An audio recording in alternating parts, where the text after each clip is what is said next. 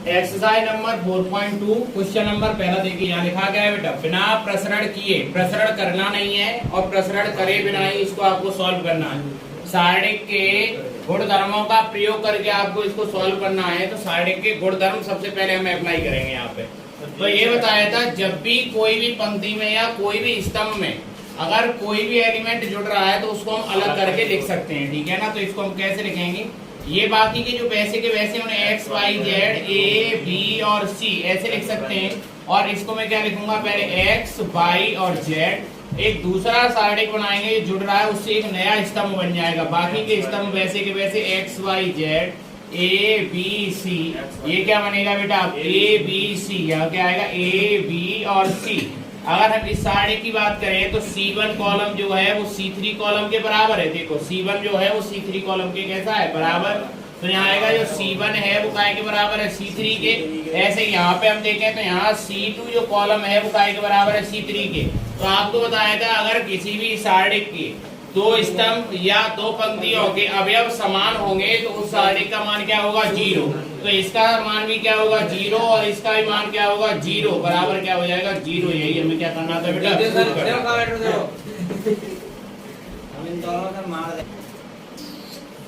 या आप ऐसा करिए, इस सवाल को हल करने के लिए आप ऐसा करेंगे कि C1 कॉलम में अगर हम C2 कॉलम जोड़ दें, C1 वाले में C2 कॉलम जोड़ दें तो जोड़ने पर हमें क्या मिलेगा, इसको और इसको जोड़ेंगे तो क्या बनेगा, x प्लस ए, इसको जोड़ेंगे तो y प्लस बी, और इसको जोड़ेंगे तो z प्लस सी। तो ये वाला जो नया कॉलम आएगा वो तीसरे वाले कॉलम के बराबर हो जाएगा, और फिर से इसका आंसर क्या हो जाएगा, 0 हो जाएगा। अगर मैं C1 कॉलम में संक्रिया लगा दूं, C1 कॉलम में संक्रिया लगा दूं और इसको प्लस कर दूं, कौन से वाले को, C1 प्लस का C2, मतलब ये वाला कॉलम और ये वाला कॉलम अगर मैं प्लस करूंगा तो यहाँ नया सारणिक बन जाएगा, x प्लस का a, y प्लस का b और z प्लस का c। और यहाँ आएगा a, b और c। यहाँ आएगा x प्लस का a, y प्लस का b और z प्लस का c। तो यहाँ में पता चल रहा है कि C1 कॉलम जो है वो C3 कॉलम के कैसा है, बराबर। जब कॉलम बराबर हो जाएं या पंक्तियां बराबर हो जाएं, कोई दो कॉलम या दो कोई पंक्तियां, कोई सी भी दो पंक्तियां कोई से भी दो कॉलम बराबर हो जाएं, वो सारणी का मान गुणधर्म की सहायता से हमेशा क्या होता है, 0। तो इसका आंसर क्या आएगा, आंसर हो जाएगा 0। आप ऐसे भी इसको कर सकते हैं। क्वेश्चन नंबर सेकंड देखिए, यहाँ पे लिखा हुआ है a minus b, b minus c, c minus a, b minus c, c minus a minus b, c minus a minus b, b minus c. आप सबसे पहले हमेशा एक चीज देखेंगे, जब भी आपसे कहा जाएगा कि गुणधर्मों को अप्लाई करो, तो गुणधर्मों को अप्लाई करने का तरीका क्या है। या तो आप ये देखो, हमेशा कभी ज्यादातर 80% सवालों में आपको हमेशा संक्रियाओं का प्रयोग करना पड़ेगा, और संक्रियाओं में या तो कॉलमों को जोड़ना पड़ता है या पंक्तियों को जोड़ना पड़ता है, या पंक्तियों को घटाना पड़ता है या पंक्तियों को जोड़ता पड़ता, मतलब जोड़े या घटाए, बात एक ही है। एक में कैसा मतलब है, अगर मैं इसको जोड़ूं, पहले एक चीज देखेंगे हमेशा, या तो संक्रियाओं में सबसे पहले ये देखो, पहले ये देख लिया करो, सबसे पहले सारणिक में सबसे पहला काम ये देखो, या तो कोई पंक्तियां तो बराबर तो नहीं हो रही है। अगर दो पंक्तियां कैसे भी करके बराबर हो रही हैं, जोड़ करके तो उन्हें बराबर करने की कोशिश करो, या जुड़ी हुई बराबर हो रही हैं तो उनको अलग अलग तोड़ करके बराबर करने की कोशिश करो। जैसे पहले सवाल में कराया, दो सारणिक बना दिए थे हमने, वहां जुड़ रहा था। तो अगर यहाँ पे बराबर नहीं हो रही हैं तो आप क्या करो, इनको कॉलमों को प्लस करने की कोशिश करो। अगर मैं इसको और इसको और इसको तीनों को अगर मैं प्लस कर दूं, तीनों कॉलमों को अगर मैं प्लस कर दूं, तो प्लस करने पे क्या आएगा, a minus b plus b minus c plus c minus a. तो प्लस का a से माइनस का a कट जाएगा, माइनस बी से प्लस बी कट जाएगा, माइनस सी से प्लस सी कट जाएगा। तो यहाँ क्या हो जाएगा, 0। ऐसे यहाँ पे भी 0 आ जाएगा, यहाँ पे भी 0 आ जाएगा। और हमने एक गुणधर्म पढ़ा था सारणिक में कि अगर किसी भी सारणिक की किसी भी पंक्ति का या किसी भी स्तंभ के सभी अवयव 0 होते हैं तो उस सारणिक का मान भी 0 होता है।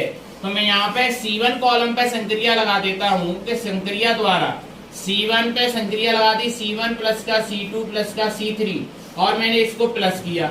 अगर मैं इसको प्लस करूंगा तो प्लस करने पे जे और ये और ये, अगर इन्हें प्लस करे तो माइनस बी से प्लस बी कटेगा, माइनस सी से प्लस सी कटेगा, माइनस ए से प्लस ए कटेगा। तो ये पूरा क्या हो जाएगा, 0। ऐसे यहाँ पे ध्यान दो, माइनस बी से प्लस बी कटेगा और माइनस ए से प्लस ए कटेगा, माइनस सी से प्लस सी कटेगा। तो ये भी क्या बन जाएगा, यहाँ पे 0, यहाँ पे भी क्या बन जाएगा, 0। हम C1 पे संक्रिया लगा रहे हैं तो केवल C1 से मतलब रखेंगे, C2 से और C3 में कुछ भी बदलाव नहीं करेंगे। B minus c, c minus a minus का बी। यहाँ क्या आएगा, सी माइनस का ए माइनस का बी और बी माइनस का सी। ठीक है, यहाँ पे लिख देंगे हम जानते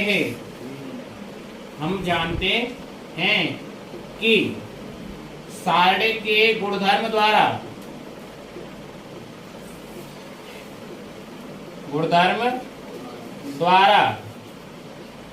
किसी स्तंभ या पंक्ति के सभी अवयव शून्य हैं तो उस सारे का मान भी शून्य होगा।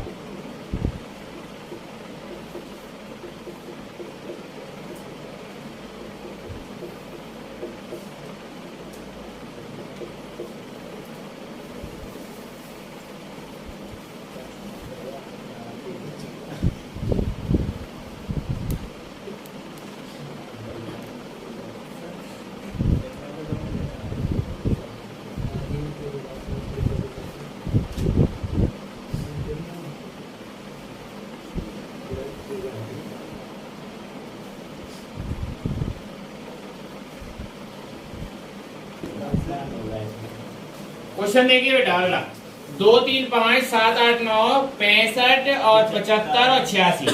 अगर हमें इसमें सारे को सॉल्व करना है इसको तो गुणधर्म की सहायता से, तो मुझे या तो पंक्तियां बराबर करनी पड़ेंगी तो शून्य होता है, या एक पंक्ति के या एक स्तंभ के सभी अवयव 0 करने पड़ते हैं तब शून्य होता है। दो ही कंडीशन में तो शून्य होगा, या तो दो पंक्तियां या दो स्तंभ बराबर हो जाएं, या किसी एक पंक्ति के या किसी एक स्तंभ के सभी अवयव शून्य हो जाएं तो बराबर होगा। तो दिमाग लगाने की कोशिश करेंगे हम, ज्यादा से ज्यादा क्या करेंगे, या तो प्लस करो या माइनस करो। सबसे पहली कंडीशन, अगर मैं इन दोनों को प्लस करता हूं तो कितना हो जाएगा 9, इनको प्लस करूं 11, इनको प्लस करूं 14, तो 11 9 11 और 14। ऐसी कोई कंडीशन कॉमन लेके कभी बन पाएगी, नहीं बन पाएगी, तो इसे छोड़ दो। अगर मैं इनको और इनको प्लस करूं तो कितना हो जाएगा 67, इसको प्लस करूं 78 और इसको प्लस करूं मैं कितना हो जाएगा आपके पास 91। कोई कॉमन नहीं मिल रहा तो छोड़ो, जोड़ने पर कोई बात नहीं बनी। अब घटा कर देखिए, अगर मैं 65 में से 2 को घटा दूं या कितना बचेगा 63, कितना आएगा 63। अगर 75 में से 3 को घटा दूं कितना बचेगा 72। अगर मैं यहाँ में से आप घटा दूं कितना बचेगा 81। अब इसमें देखो कोई कॉमन है, 9 कॉमन है, 9 7 63, तो यहाँ कितना बचेगा 7, 9 8 72 और 9 9 81, तो क्या बन जाएगा 7 8 9। और ऐसे ही हमारे पास दूसरा नंबर कॉलम है 7 8 9, तो 2 कॉलम बराबर हो जाएंगे। तो हमें कंडीशन क्या करनी है, हमें C3 पर संक्रिया लगानी है और C3 में से क्या घटा देना है C1, और फिर हमें C3 से क्या करना है 9 को कॉमन ले लेना है, तो ये हमारा आंसर आ जाएगा। ठीक है, तो हम यहाँ पे अब करना शुरू करेंगे बेटा।